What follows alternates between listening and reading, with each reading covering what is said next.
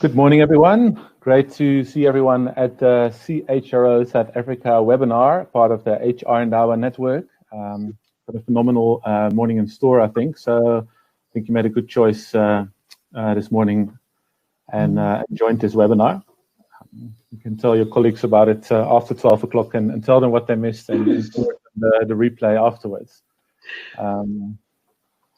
It's good to see the room filling up. We'll kick off officially in about a minute. Good to see Susan, Esty, and Belle, of course. Belle makes it into pretty much all of our webinars. It's always great to see him. As does Nick. Hi, Nick. Good to see you, Nasneen. Karen, we know very well as well. So really looking forward to the session. So let me start with saying officially welcome everyone to this HR Enablement Network webinar sponsored by Workday. My name is Joel. I'm the Managing Director of CHRO South Africa, and we've got two phenomenal speakers today. And I think Celiwe Ross, the Human Capital Director of Old Mutual, almost needs no introduction, but yeah, she's a great friend of the CHRO community and one of the most experienced HR directors we have in the country. So very fortunate to have her talk about the war for talent and how to win it in this strange time. As I said, this webinar is made possible by Workday, who's really backed the HR Enablement Network and the CHRO community in previous years, but also especially this year, which has been a tricky year. So we really appreciate that support from Workday and from Zuko Mdwaba, the managing director in particular. So we'll hear from Zuko a little bit later because Old Mutual has just gone live with Workday and he's pretty excited about it, I think. So he'll share some of that stuff. First, we'll hear about winning the war for talent from Celiwe. And please use the chat to ask questions. We'll get to all the questions, I promise. If it's not during the webinar, we'll send them to Celiwe afterwards, and she'll respond to those as well. I'll probably stick on a poll towards the beginning of Celiwe's presentation that sort of talks to her presentation. So please engage there as well. But we're really looking forward to what Celiwe has to share. She's prepared something specifically for you guys. So without further ado, I think Zuko and I will jump off camera for the time being, and we will start with Celiwe's presentation. Thanks for being here. Thank you, Joel. Thanks very much. And I'm going to ask you to handle the slides for me. I'll let you know when you need to move to the next one. Fortunately, there aren't many. I think I've got 7 slides, and I'm hoping to be speaking for about 30 minutes, and then happy to take questions, as you said. What I'll be talking about specifically this morning is the changing landscape of work, the workforce, and the workplace. It's everything that I'm sure we're all going through at the same time, but I will specifically be talking about the social contract that we plan to be striking with our employees and what that means, and how it's a key enabler for employer-employee relationships, and how it's going to help us navigate through this change. I don't think it's something that we are reacting to purely because of COVID, but certainly beyond the COVID reality that we're living in now, we feel it's going to be a key differentiator for us. I'll also talk about changes in our workplace, thinking through the challenges that we're all facing about adapting to a remote working world. And then lastly, I will talk a little bit about Workday and why we chose this human capital management system and how things have been going so far and what it's meant for us. You can change the slide, please, Joel. So COVID-19 has definitely changed the way that we work. With the rise of the social enterprise, top talent is increasingly expecting business to play a pivotal stewardship role in society and in the communities we operate in, as well as with employees.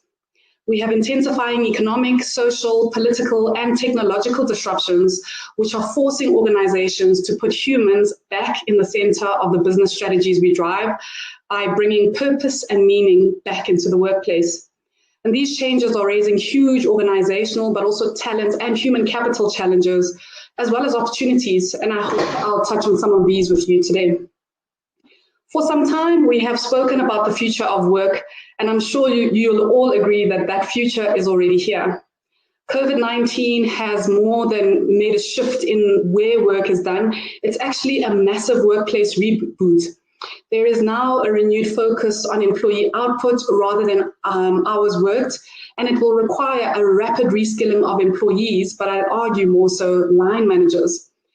Retaining company culture for us is one of the most important aspects that we're trying to safeguard, especially in this remote and distributed workforce. Our employee engagement is certainly affected, as for many people it should be, because there's a real disconnection between employees and the organization at this time. Like many of you, I'm sure we've seen increased cases of mental well-being challenges, as well as a feeling of alienation of the workforce. And there's a renewed focus on employee outputs instead of hours worked.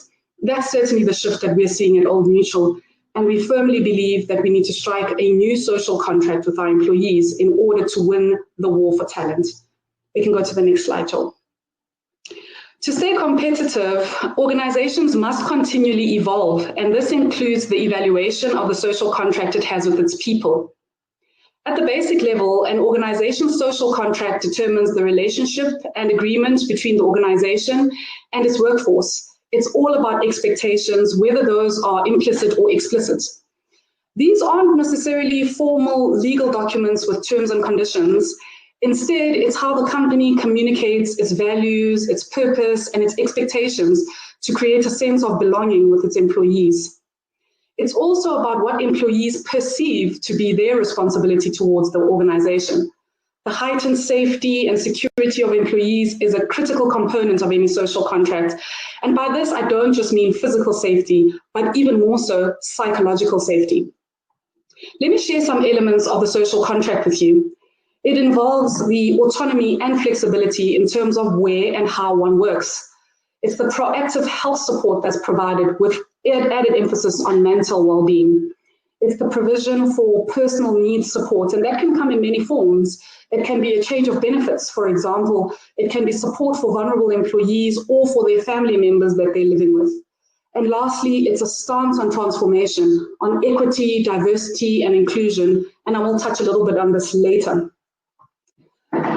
At Old Mutual, we know we need to architect and clearly communicate a new social contract with our employees, because without a shared vision of expectations, neither the employee or the employer can feel empowered.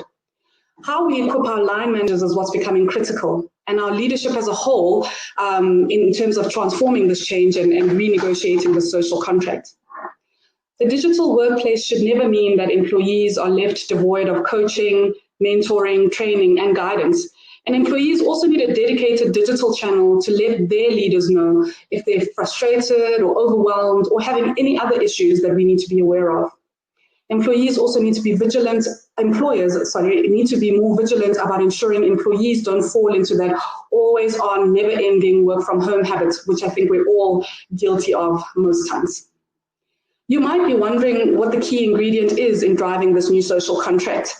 And I'd argue for us, we've seen that it's empowerment. And this is not empowerment in the traditional South African sense. It's really about the conversation between ourselves as leaders and with the rest of the employer base around our own expectations and where we empower which decisions to be made. Empowerment on both sides of the employer and employee equation creates a balance that ensures that workplace expectations are fulfilled on both sides.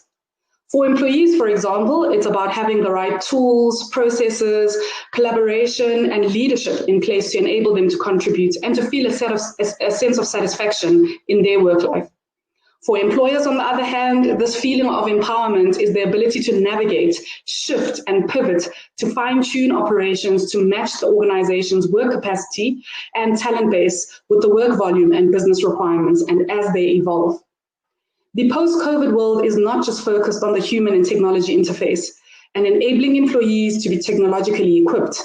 Instead, it's about truly enabling employees to work and perform wherever they may be. You can go to the next slide, please, Joel. As part of thinking through how we will empower our employees in the post-COVID working world, we've decided to take the slower approach and run a 6-month distributed workforce pilot, as we're calling it. I'd like to tell you a little bit about this pilot and what we're hoping to get out of it. And one might argue that because the majority of our workforce has been forced to work from home at the initial stages of lockdown, we've already proven that our employees are able to work remotely. Well, that's true. However, we haven't measured or monitored critical indicators of a desired future state of work in our organization, which is what we hope to do with our pilot. We have approximately 4,300 employees on this pilot.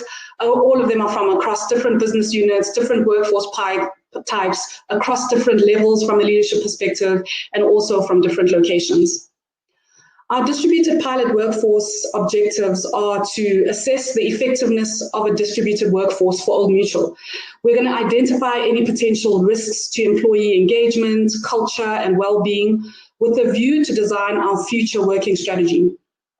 We're also going to use it to understand the impact of our distributed workforce on things like employee experience and employee value proposition.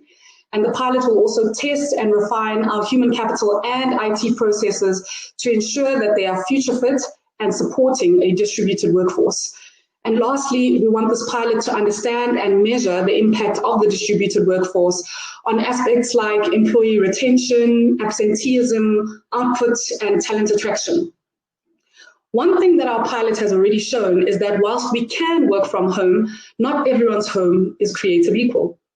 The greatest challenge of a successful distributed workforce lies in the organization's ability to enable employees equitably, particularly in the context of the inequalities that exist in the homes of many of our employees. These inequalities are in often cases the barriers to productivity and performance.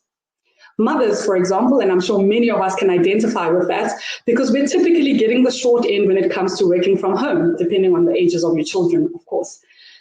In fact, there's a statistic that mothers are 1.5 times more likely than fathers to spend an additional 3 or more hours on housework and childcare.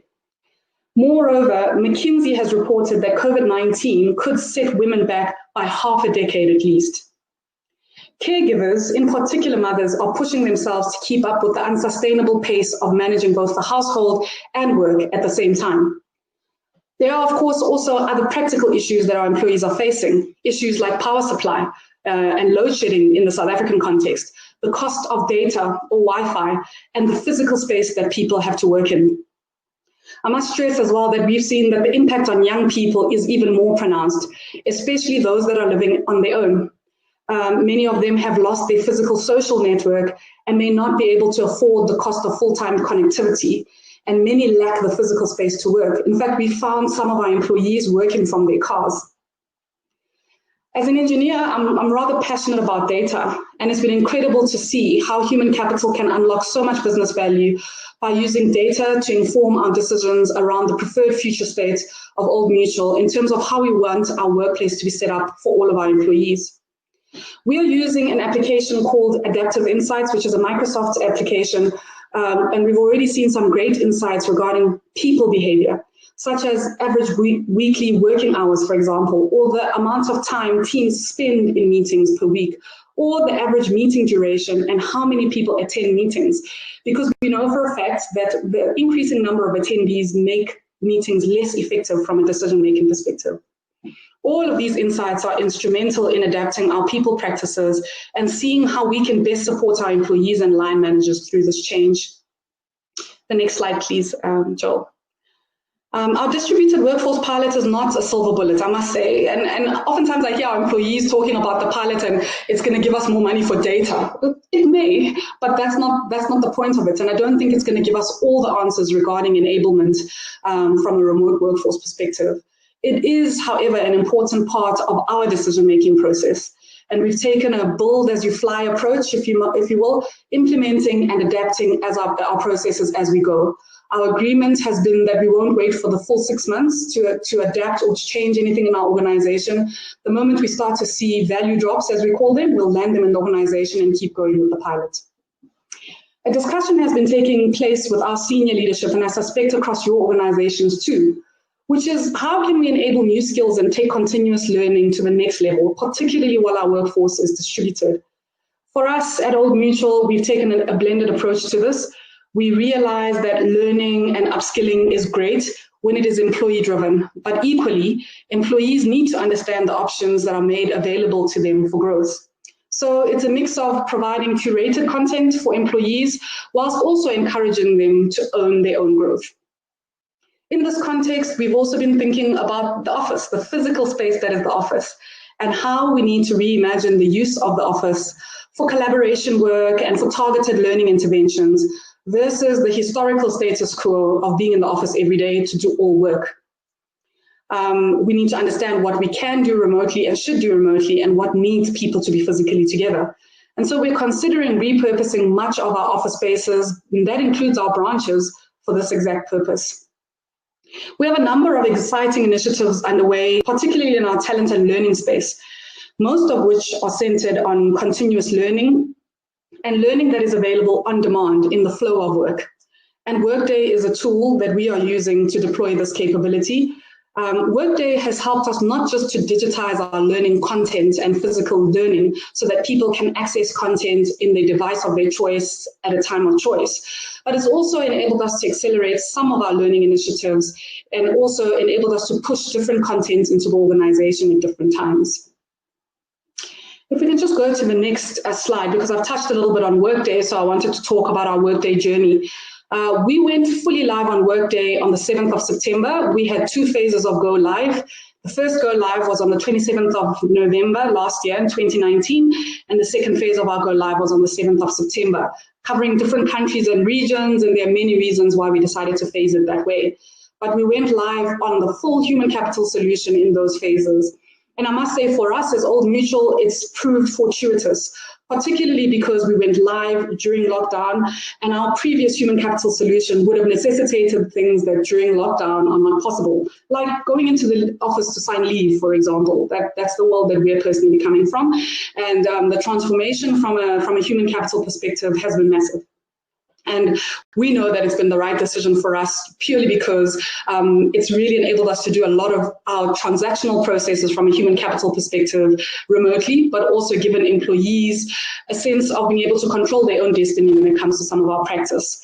And we see it as a tool that will help us in democratizing the employee experience, but also enabling relevant decision-making by our line managers through insightful analytics and reporting. So what are some of the things that our employees and line managers have been able to do on Workday? They can recruit and appoint new employees remotely and digitally. We are able to onboard new employees, and in fact, we're able to onboard new employees before their start date because they're able to download the app before, load their personal details so that we can run a payroll and pay their salaries, but also we can get our IT systems going so that by the time they are ready for work, we can deliver their laptop to their home. They can view payslips, approve increases, structure packages, and it's all done remotely on their phones, handhelds, devices, laptops, iPads, whatever people are using. And they can apply and approve for leave, change any of their benefits like medical aid, etc. I think what's really been important for us as we go through our talent cycles is we've been able to run our full talent succession and career development cycle remotely on Workday. And in fact, we're a December year-end company, so we're running our year-end talent management process remotely from Workday, from our homes, and enabling us to manage the performance cycle that way. I've already mentioned that we're doing all our online learning through the system, but we also do all our staff surveys and engagement on Workday, which has been critical in terms of creating that sense of belonging, creating a connection between staff and line managers and employees specifically. And I'll talk a little bit about reporting and analytics later. From an employee experience perspective, Workday has empowered our employees to take their growth into their own hands. And we've been able to push bespoke online learning content across the group from a single platform and effectively manage succession and key talent within the group by using the talent pool functionality. This functionality aids in targeted development strategies for high potential employees, leadership bench strength, and critical skills. We're able to build our own brand as an employer of choice by enabling machine learning, for example, to identify opportunities for employees through opportunity graphs that match employees to business opportunities. But eventually what we want to be able to do is match employees to business opportunities with targeted learning interventions in between so that they can understand the gap between where they are and where they need to get to, and we can use learning as some of the building blocks that they can target to get there. We feel that this is a key component of enabling career mobility and career growth, and it's basically like an internal LinkedIn of sorts for us. If you can move to the next slide, please. I did speak a little bit about data earlier on and my love and passion for data and how we're planning to use it. And I want to show you a powerful example of something that we just discovered recently, and one of the value drops we're about to land in the organization in December.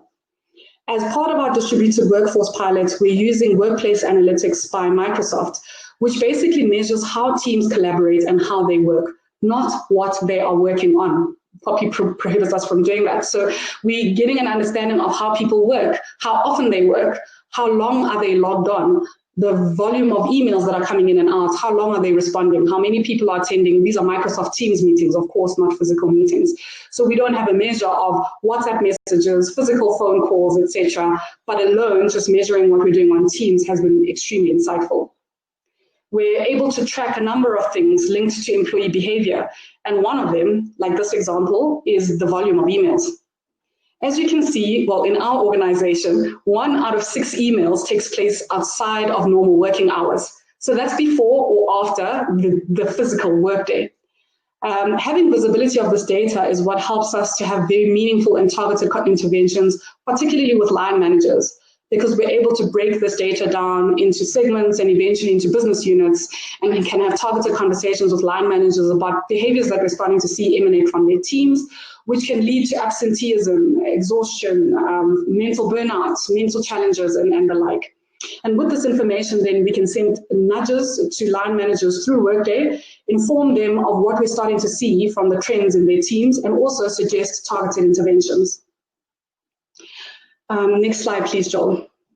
As I said, for us, Workday is not just a system, and I wanted to share with you a post that one of our employees shared on LinkedIn. I'll choose not to share her details, but she shared it openly, so I can share her email or her LinkedIn post, apologies. When we went live on the 7th of September in South Africa, East Africa, and Namibia, this is what one of our employees posted on LinkedIn.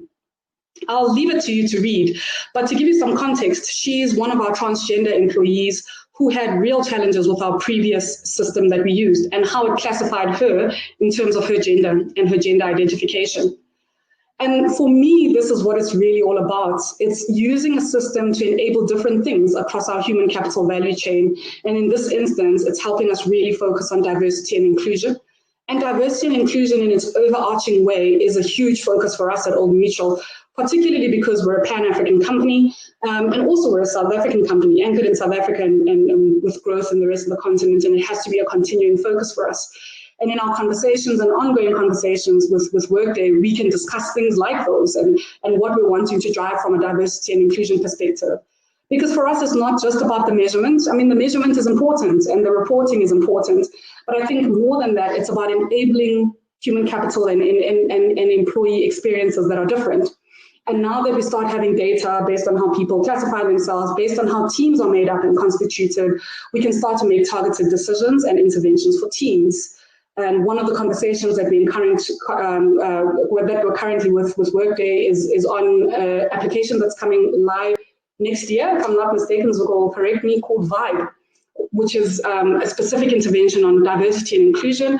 Of course, data-led and data-driven, but enables us to really start thinking through how our teams are constituted, how we're driving diversity and inclusion, how we're creating psychological safety in the workplace based on the data that we're able to derive, specifically focused on diversity.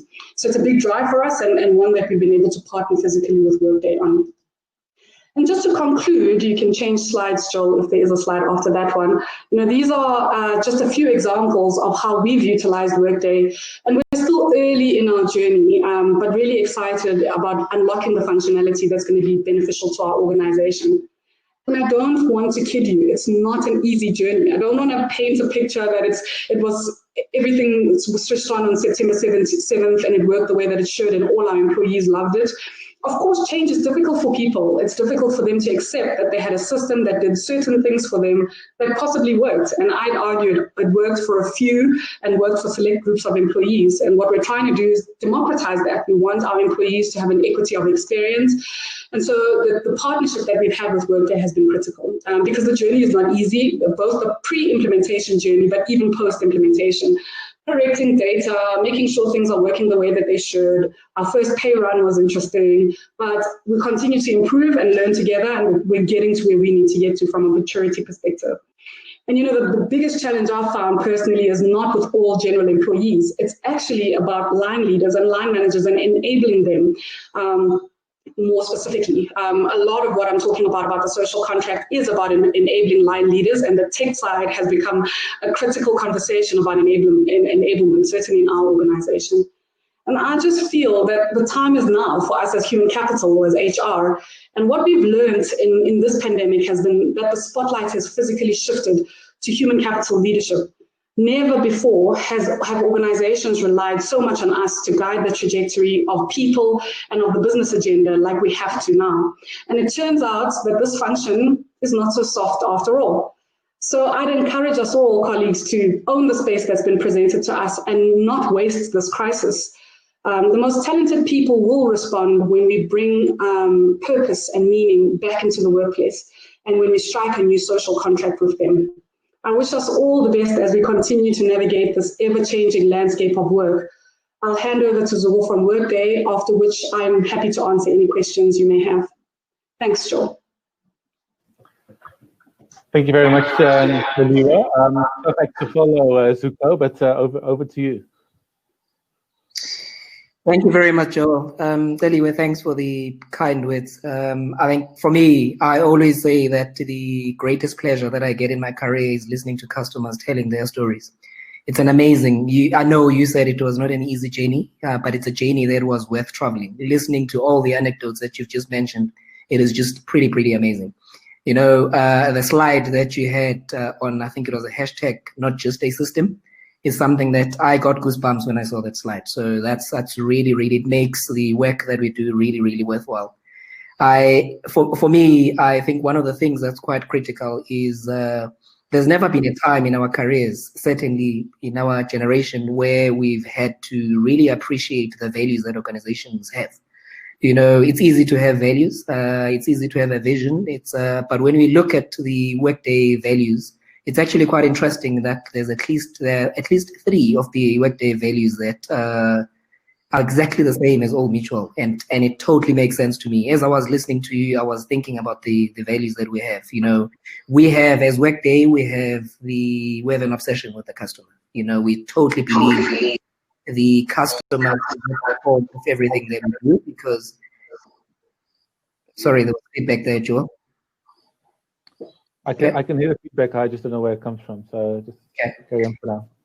All right. I mean, one of our core values tied to customers is employees. We totally believe that happy employees lead to happy customers. And from what you were saying, I truly believe that the work that Old Mutual is doing and the investment that has been made on employees to ensure that employees are at the center of everything that you do will yield into that core value of customers. You know, the other one that is there is integrity. I think we strongly believe in integrity. I think when you talk about the social contract speaks directly to integrity as well. And this is something that's quite important for organizations to move into the future. And it's quite amazing to have an organization that's as old, or that's been around for so long as Old Mutual. 175 years. Sometimes you hesitate when you say old because it sounds a bit negative, but it's the truth. We have a core value, which again, we have the same core value, innovation. You have innovation, and certainly the pilot that you mentioned and some of the activities that you're embarking on are a true testament to that innovation. We truly believe that the partnership that we have with Old Mutual is a partnership that's not only for today. We're not trying to solve for problems that are for today. We don't know what the future holds.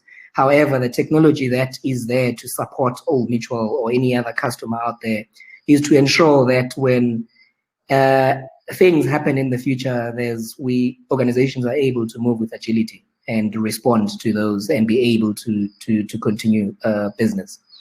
For me, the most critical thing is the partnership that we have. It's not, we do not have, as I've said, that we've got an obsession with customers. It's actually an amazing obsession, because we want, when customers are successful, it makes us successful too. So it's something that we realized quite early in the Workday journey. But when you look at the partnership that we have, it's not a customer-vendor relationship. It is a partnership that says, you know, we need to connect on a regular basis. You know, we've got quarterly business reviews where we're looking at what is your journey and what's coming down the pipe on our side.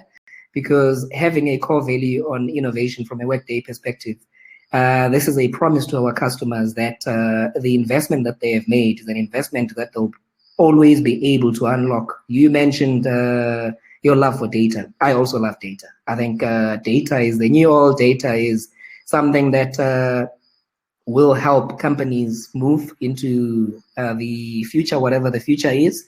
But with the power of data comes other opportunities out there. You mentioned artificial intelligence, you mentioned machine learning, all these wonderful things. So for us, the promise that we have to Old Mutual or to our customers is we would like you to focus on your core business, which you're doing an amazing job at as a 175. You don't survive for 175 if you don't know what you're doing, you know? So for me, we would like you to focus on that, and we worry about the rest. When you, as a customer that's in the Workday cloud, our promise is that we want you to, the last thing that you worry about is not being able to have the service. So it is a service that availability is at the core of everything that we do. So with those few words, I would rather give an opportunity to the delegates to ask some questions. I'm happy to field other questions. But I think on behalf of Workday, it's also an opportunity for me to just to say thank you, Celiwe, to you, and to the Old Mutual leadership, as well as the Old Mutual family. I mean, it was amazing. For me, I'm still having flashbacks of that September launch. It was just out of this world, you know, to see the excitement in people's eyes around going into a technology where they believe that it's going to have a direct impact on their own careers or their own journeys in life. So I thank you for that. So Joel, I'll hand over to you, and I'm happy to answer any question if there is a question. Sorry, one quick thing. You mentioned Vibe, Celiwe. Yes. Yes, again, the synergies that I mentioned to show that, you know, tied to the values, there's a vision at Old Mutual. You know, one of your values, if I'm not mistaken, is around diversity. So Vibe is specifically to help organizations around that, to ensure that inclusivity and ensure all the diversity things. These are things that are long overdue. These are things that are supposed to be table stakes for organizations. So with Vibe, it's a drive for us to help organizations achieve their aspirations around diversity, which is something that's critical for us. Thanks, Joel. Thanks very much, Suko. And yeah, it's always very inspirational to have you guys in the room. And when I, especially talking to Celiwe, I always make notes for myself. And I've already changed things for 2021 after that call. I'll let the team know a little bit later.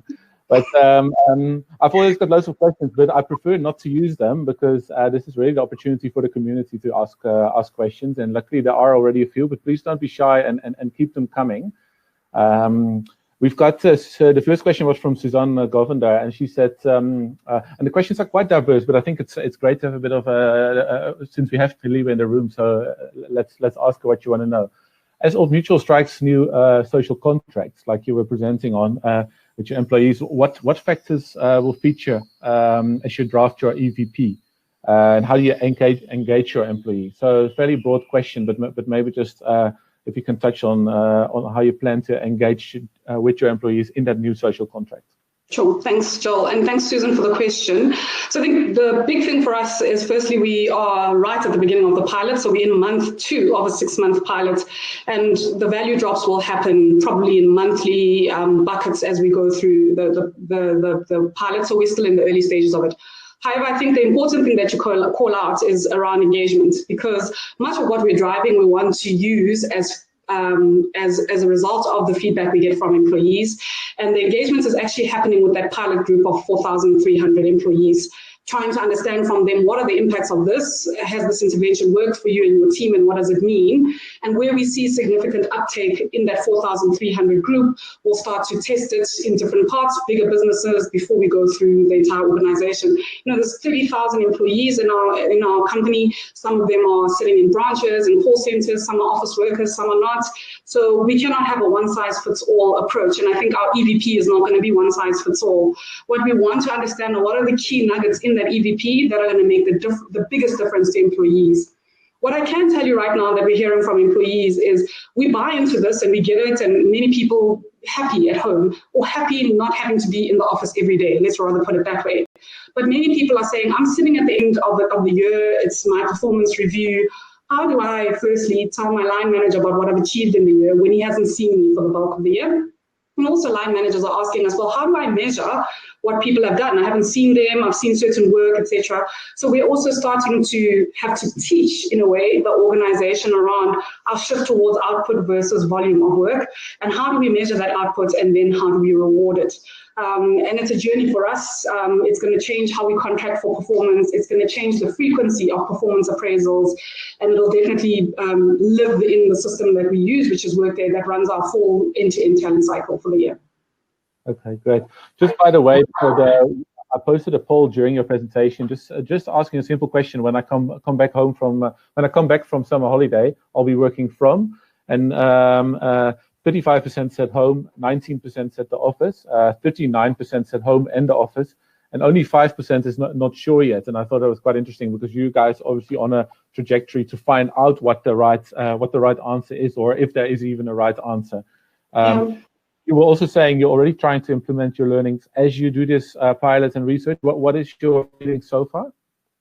So one of them has been around hours. It has been around the fatigue that people are feeling. So you'll hear what a survey will tell you is, I'm exhausted, I'm struggling with my mental health, I'm overworking. What a survey doesn't tell you is, what does that overworking mean? Where's it coming from? What's the source of that frustration? And therefore, what do we need to react to as an organization? So the example I showed, for example, was around working hours, but we have similar stats around attendees to meetings. How big are the teams attending one meeting? And it depends. Some meetings that we have are not for decision making. We can't tell what those meetings are in, but are for. What we can tell you is how many people are sitting in meetings, how long those meetings are, and how many meetings any one person is in a meeting for. Once we start to break it down to team specifics, we can say to you, Joel, your team is spending more time on email than many other teams at that level in that business or whatever. You may be able to say, oh, we're going through a really critical design phase or something. We need to be spending lots of time together on teams, collaborating and making certain decisions, and it's explainable. However, in certain instances, it's inexplicable. We don't know why. And for many managers, it's becoming, oh, okay, I can understand why people are getting tired. I can understand why people are complaining about extended hours, etc. So maybe we need to reduce the number of meetings or the number of attendees in meetings, and let's see how that works. And a lot of that we're testing through the pilot to see if it makes a difference, and whether people are having the experience of, oh, I feel lighter, I feel more enabled. One of the decisions that we need to start thinking about is how we, I don't want to say legislate, but it's really how do we guide the organization about limiting the contact of people, especially outside of working hours. We're finding that different teams and segments doing it on their own isn't working, because even if in my team, I can say from Friday at 12 o'clock, we don't contact each other on email, etc., and people must focus on their families and catch up on emails.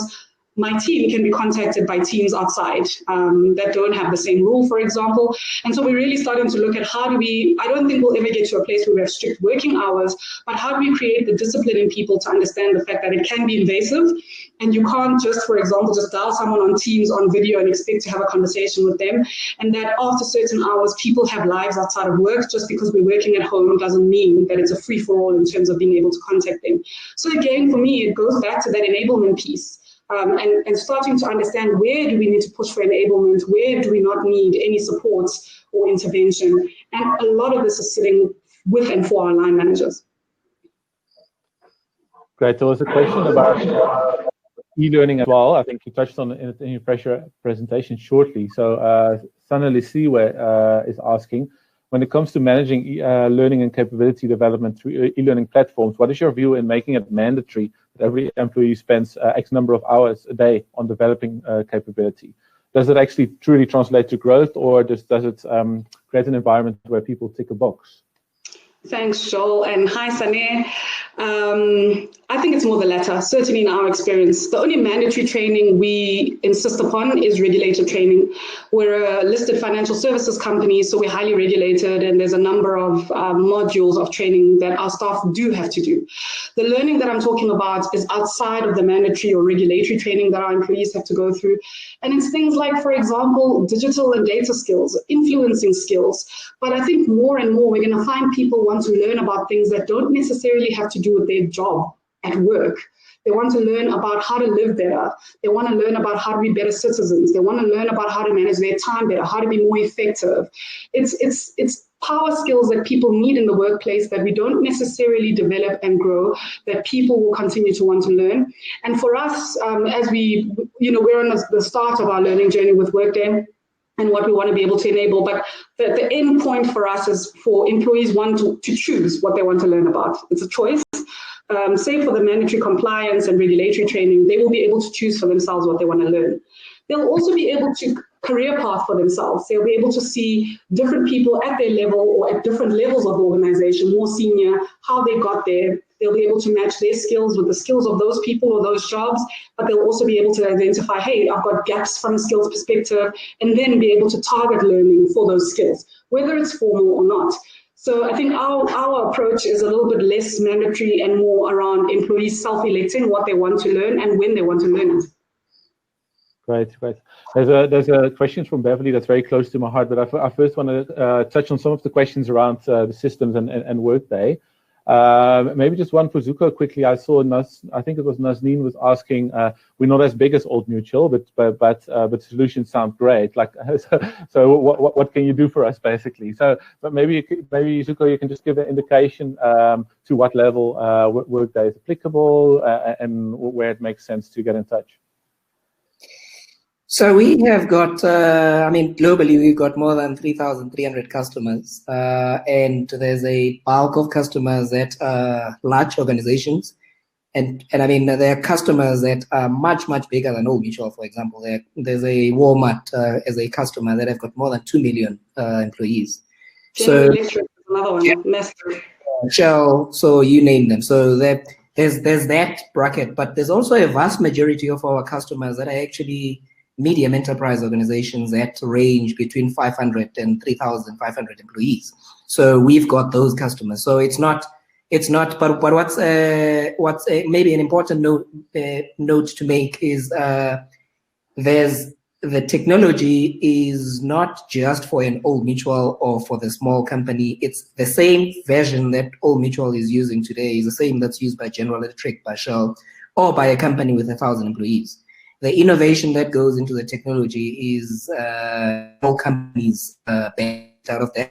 By the way, the other thing that's actually quite critical maybe to mention is that the innovation that we talk about, we also, because of the way Workday was built, is that we are able to get input from our customers as well. There's a community of customers because all customers, it's almost all of us speaking the same language. So everything that we do, we can all benefit from each other. So we don't have to reinvent the wheel all the time.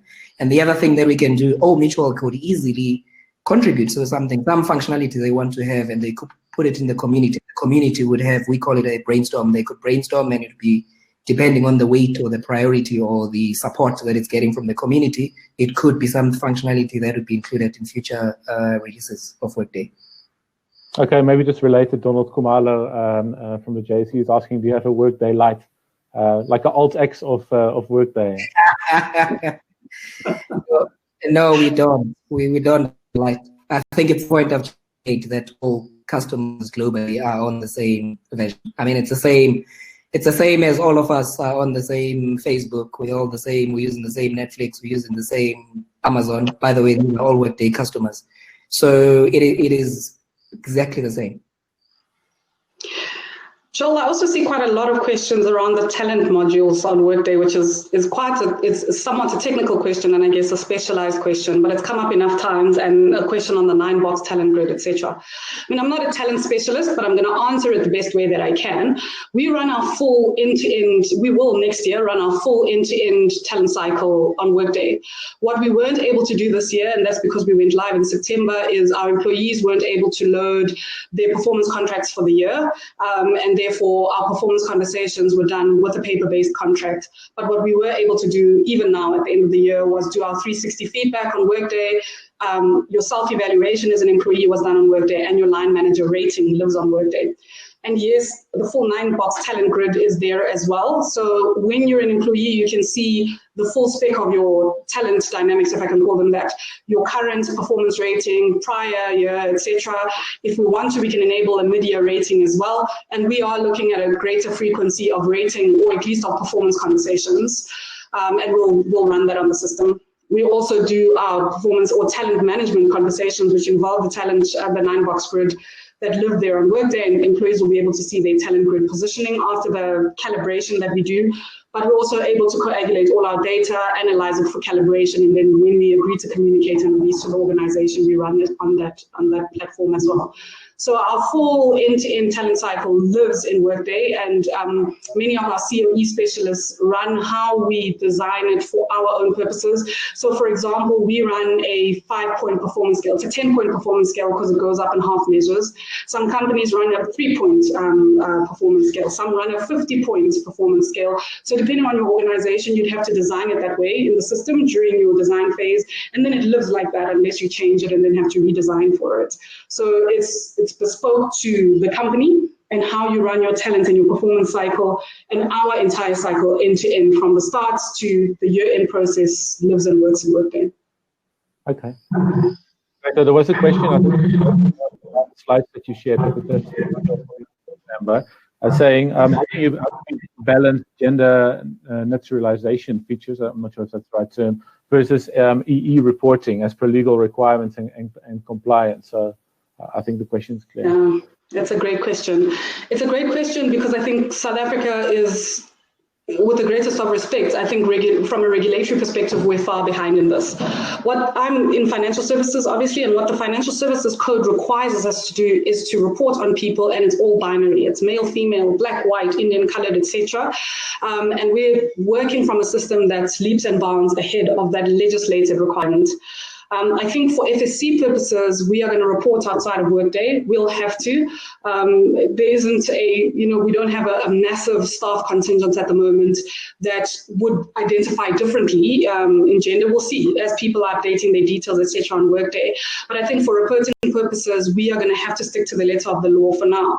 I think the role of us as corporates is going to be around influencing legislation going forward, and it's going to depend on the maturity of the country. Some countries that we operate in are completely against this, completely. People have found it bordering on offensive that we're even allowing it and having that conversation. But as a company, we've decided that we have to have that conversation. It will come. It has come in many parts of the world. It will come. And in our organization, it has come whether we like it or not. I'll give you an example. Unrelated to the staff member who posted on LinkedIn, we had a staff member come and say they are not comfortable with our classification of physical toilets in our buildings. Now, we're working from home. That's not the point. The point is the conversation around the fact that I don't feel comfortable using the male toilets. I actually want to use the female toilets because of the gender identification prospects, let's call them, that she was facing. And she wanted to use the female toilets. And one of the responses she got from our facilities people was, why don't you use the disabled toilet? Now, there's a big conversation to be had around that because, one, it was fundamentally offensive to her because she's not disabled, but is having a conversation and an open conversation around, hey, here's how I'm feeling in the workplace, here's what I identify with, and how are you going to enable me to shift that conversation, to shift how we set up our physical infrastructure. And even as we think about returning to the office, the conversation around diversity and inclusion and transformation is one that's going to follow us, whether we like it or not. For many organizations and for many of us, depending on religious affiliation, etc., is a challenging conversation. I don't want to oversimplify this, but it's a conversation nonetheless. We just can't avoid it. Yeah. Great. So maybe just to elaborate a little bit on Donald's question about Workday Lite. So there isn't a Workday Lite. However, there is a lighter deployment methodology for small organizations, for medium enterprise. So the actual technology is the same, but there's a rapid implementation, we call it launch, that we use for medium enterprise organizations. Okay, great. I'm sure that clarifies, and I'm happy to put you in touch with Donald, otherwise Zuko. But if he's got more questions, we know him well. And Celiwe, it's such a wonderful broad conversation under that topic of winning the war for talent. And I just want to zoom in on that a little bit more. We've spoken about EVP and about learning and about talent management. One of Beverly Bartlett's question is that nice saying, no, everyone's moving here now because people can work from anywhere. I've just figured out they can work from anywhere, and it's pretty nice here, and I resonate with that because I also don't live in Johannesburg. So is that something as part of the war for talent? I thought that, let me just put it to you like that you are you going to be quiet about that as an employer and just maybe make it possible, or is it maybe even something that you could promote? Look, it's something we're definitely not actively promoting, but we're all keenly aware of the fact that it's happening. And so trying to control it or not, in my view, is actually, it's spurious. You're not going to be able to control the outcome because you cannot physically control people getting into their cars and driving somewhere. What I have personally seen, though, is that particularly for our younger employees who are living in Joburg, in apartments, Joburg, Cape Town, any of our big cities, living in apartments on their own, kind of starting out, many of them have gone back home.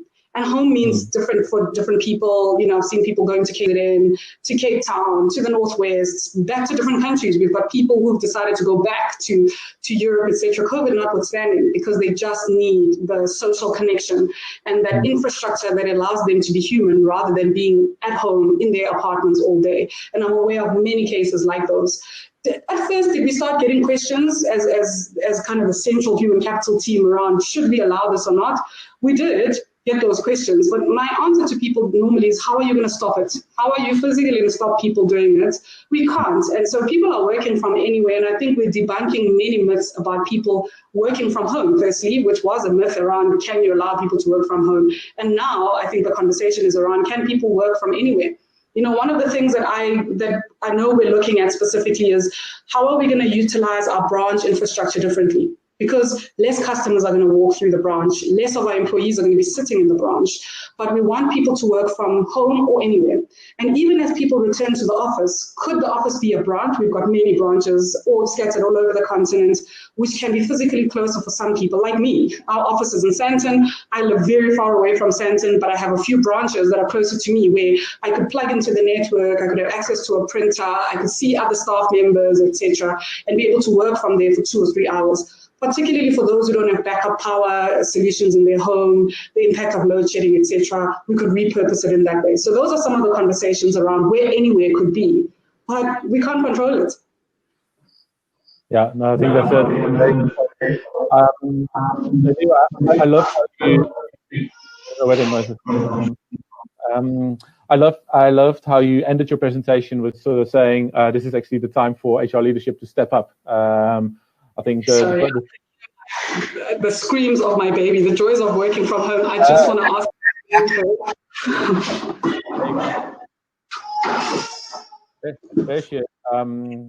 But I think I'm waiting for Celiwe to come back, Joel.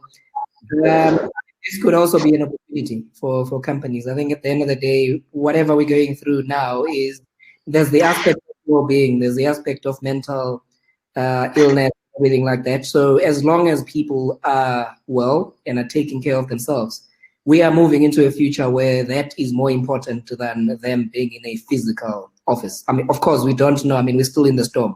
It's might be premature to say what will happen this time next year. So, but to Celiwe's point, it's this could be a as much as it sounds like a negative thing, it could be a positive thing for human beings in general, in terms of wellness and happiness and all kinds of things that you can think of. Look, maybe if employees find out that their boss also just had a baby and is dealing with the same kind of things as everyone else, it have a very positive cultural impact. Very real, Joel. I have a lockdown baby in the house, so I think I neglected to mention that I'm in a webinar for an hour and I'm not using headphones, guys. Please give me an hour of peace. But I also mentioned in my talk around the impact on women, specifically on mothers. And I fully appreciate that we have very involved dads. My husband is a very involved dad, but not even with that, the impact on him and his career with us having 2 children in the house is very different than it is on me. Just the conversations I'm able to have now and checking routine and naps, etc. And he'll be very happy on his laptop, etc. He might go for cuddles and conversations and go and high five our son and kick a ball. But you know, the impact on us as males and females in the house and those the traditional kind of gender dynamics is playing out significantly as we all work from home. And then, yeah, maybe Nadira's question is, how do you deal with leadership resistance? Pretty much to everything we've been talking about at the moment. And we had this conversation in our prep call to Celiwe about line managers that really battling with the changes that 2020 has brought upon us. What sort of tips can you give HR departments and HR leaders to help those line managers, or must we just swap them out? What is the answer here? I'm sure there are some HR professionals in this meeting who wish they could swap out some leaders, because you do face restrictions and you do face resistance, because I just think that the way the workplace was set up was never meant to be this way. So many of our line leaders were never ever prepared, never thought they'd have to be prepared for this. And as we were having conversations about the new world of work and working from home and remote work, for many people it was like, look, it's never going to work. I don't have to consider it. What COVID has done is just accelerated that conversation. We've completely leapfrogged whether it's possible or doable because people are doing it in any case. I think the question for me is the line management one, and it's around enabling them and capacitating them and supporting them through this change. Is everyone going to get over the line in the same way? It's unlikely because human nature just doesn't allow that. But I think our responsibility is to make sure that people have access to the tools, capabilities, they have access to places where they can say, hey, I'm struggling with this with my team members. Because in as much as we're getting leadership resistance regarding working from home, we're also getting employee resistance around returning to work, believe it or not. Some who are saying, I'm a vulnerable employee, or I have a vulnerable person living in my home, I can't come back. And how do you deal with that resistance as well? How do you enable those people? Because the challenges are different depending on who you are, you know. So resistance is there either way on both sides. A lot of it for me is around enablement, is around open communication and conversations.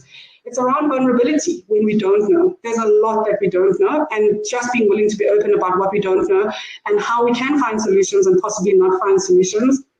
It's not going to be one size fits all. It never can be. But it's around, well, how are we going to try and deal with this particular situation for the benefits of the greater good? You know, it's just to ensure that the business continues, is working, etc., etc. Thanks, Celiwe. Sort of any parting shots from your side, Zuka?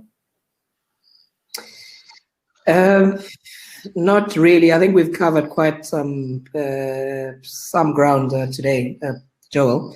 But I think more than anything for me, it's one thing that I would say around this. It's nice to listen to the success story, but I think it's important to appreciate that it's not just about the technology. The technology is important. We've got amazing technology, I can say so myself.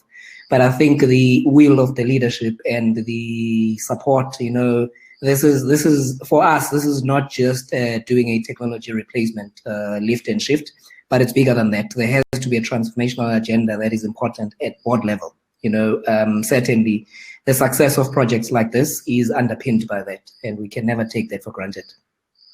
Without a doubt. I think it has to be more than an HR transformation or a technology transformation, even then. Even if you were on a technological transformation journey, that on its own isn't going to make this journey successful because it's hard and because it involves people, so it's even harder. I think what has been great for us in our implementation is executive and board level support. I completely agree. We've got a board subcommittee called Technology and Platforms, which oversees a number of our large technological transformation projects, but the people transformation project and those technology transformation projects are a big part of what we're driving towards as an organization. It's our 2030 strategy and who we want to become and what we want to represent. And a lot of it is going to be enabled by technology. The people part just happens to be a part of that. So without that, I think it's critical. And then two, someone was asking about what has made this journey successful and what are the pitfalls, etc. I think without that level of support, don't bother, because you're going to be walking the journey of some HR IT project that nobody is supportive of. And the outcomes of this are actually beyond HR. If you see the post from our transgender female, you'll understand that it goes beyond HR processes. It's really about enabling the employee experience. And if the employee experience counts as much as the customer experience counts, then this is a journey that you should go on. Fantastic. Thank you very much. We've used the hour very well, I think, and it was extremely valuable for everyone that was smart enough to attend this morning. So I think the replay is gonna be in high demand as well once the word gets out. So thanks very much, Celiwe, for your time, and Zuko for your time and for making these webinars possible.